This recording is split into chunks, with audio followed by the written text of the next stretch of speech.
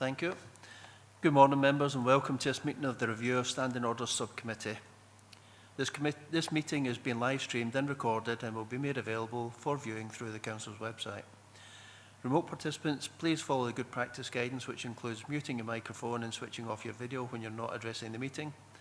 Please write "speak" in the Teams chat function when you want to contribute, or if you're in the hall, which there is no one in the hall today, you can do so on your phone or your tablet.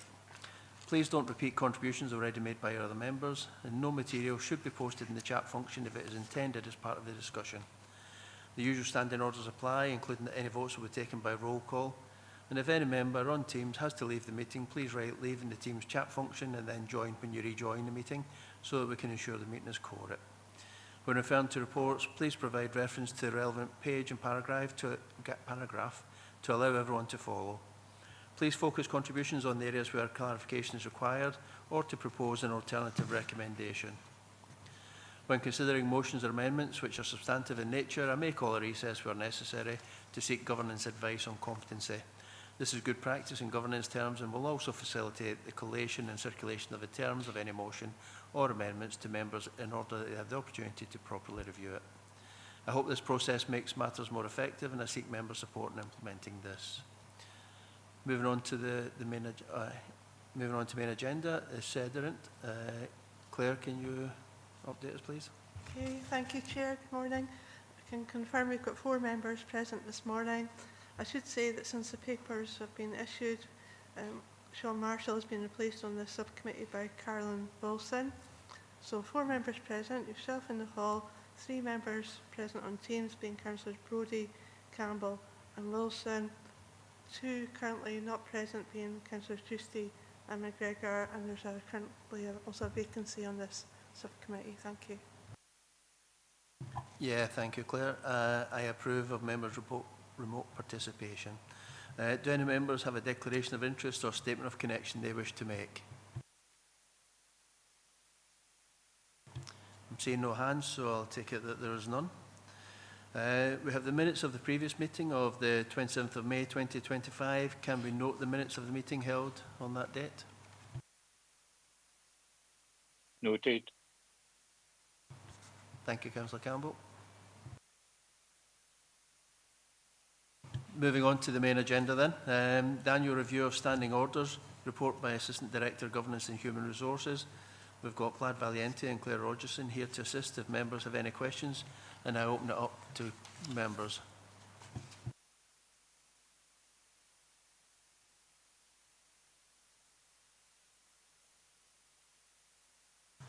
Councillor Campbell. Thank you, Chair, and good morning, everyone. Just probably a point of clarity, really, around the naming of the Wigtown Area Committee to the Wigtown Shire. Now, I take it the existing boundaries follow the same as Wigtown Shire, i.e., is there anything like Kirkcudbright Shire that's part of the Wigtown Area Committee at the moment? I know I'm not quite sure whether the boundary still follows the existing boundary or are there other parts, because if you name it Wigtown Shire, you're also including other areas that don't actually sit within the Shire. Thank you, Councillor Campbell. Vlad? Sorry, Claire. Thank you. I'm not an expert on historical boundaries, but I can advise that there's unanimous support at Wigtown Area Committee for this name change, and it's felt there's perhaps a bit of confusion with it currently being called Wigtown Area, as in obviously Wigtown is a town in Dumfries and Galloway, and the Area Committee is wider than Wigtown, covering wards 1 and 2. Yeah, I mean, I've no issues with it being called Wigtown Shire, and with the other amendments, I'm quite content with the recommendations as is. Just for another point of clarity, in those standing orders itself, this is probably one for you, Vlad, is standing order 21, where it says suspension, alterations, review, standing orders.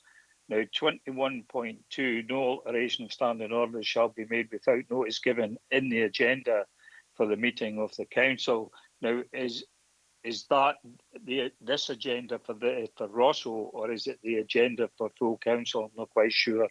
You know, just in case if there was any other further amendments to come to full council.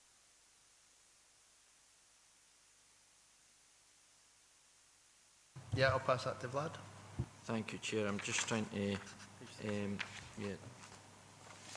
It's on page 33 in the document, Vlad. So it's 21. Wait, 21.2, yeah.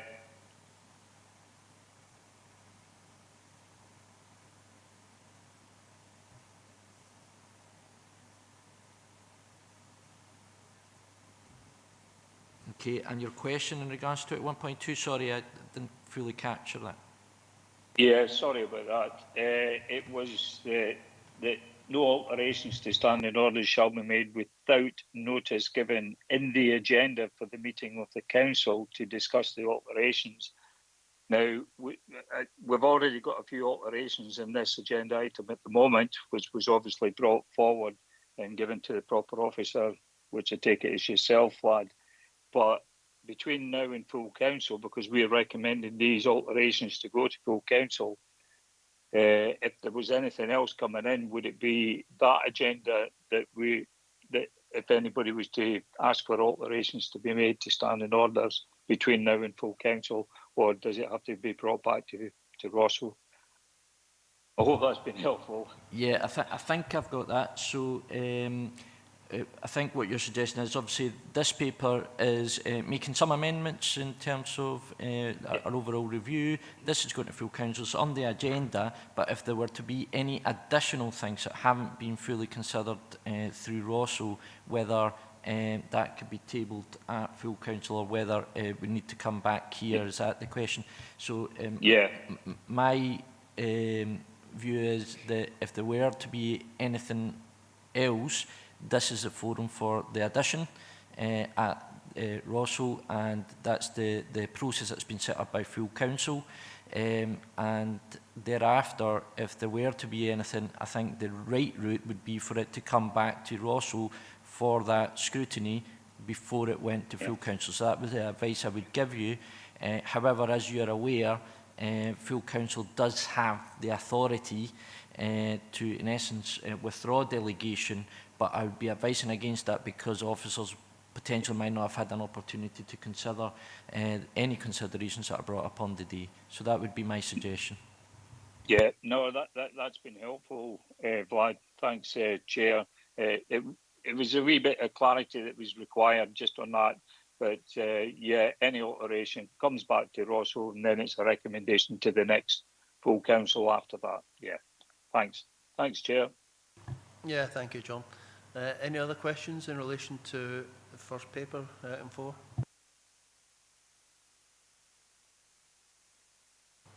Okay, if there's nothing, we'll go through the... sorry. Oh, Councillor Brodie, just at the last minute. Thank you. Just a last minute. Yeah, page 53 is a scheme of delegations to committees, is the tackling poverty inequalities and housing subcommittee. Now, it's a relatively new committee, first met in, I think it was June 2024, and obviously it's a new committee, and we should be so evaluating how the delegation scheme is working as far as the committee is going. There are 9 scrutiny duties delegated to the committee and 5 decision-making ones. So sometimes, obviously, the new committee is bedding in. We've learned some lessons. Maybe we want just the powers and delegations.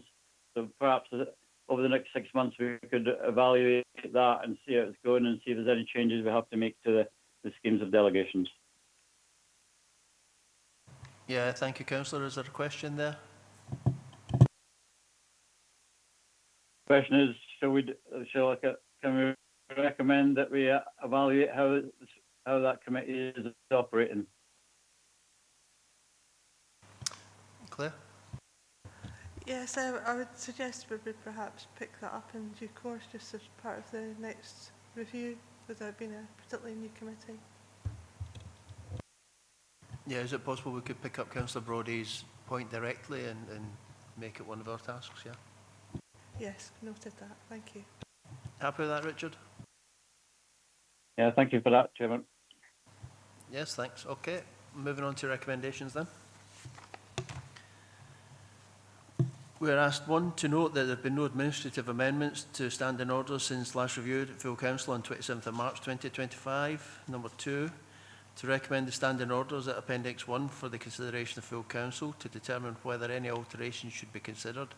And 3, agree to recommend to full council the proposed amendments for the council scheme of administration and delegation to committees as set out in paragraphs 4.8 to 4.10.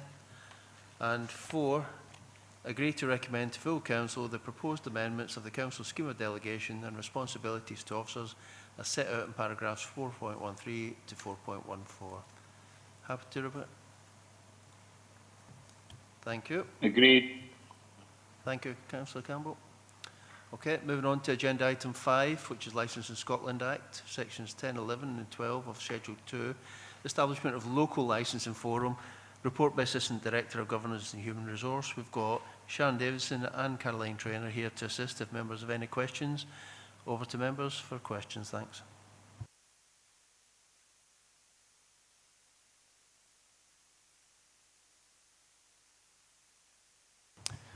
Yeah, I don't see any hands. Now, there was a late amendment last night in relation to some of the wording, and that's been circulated. Did everyone receive that? Yes. Okay. If there are no questions, we'll go straight to recommendations.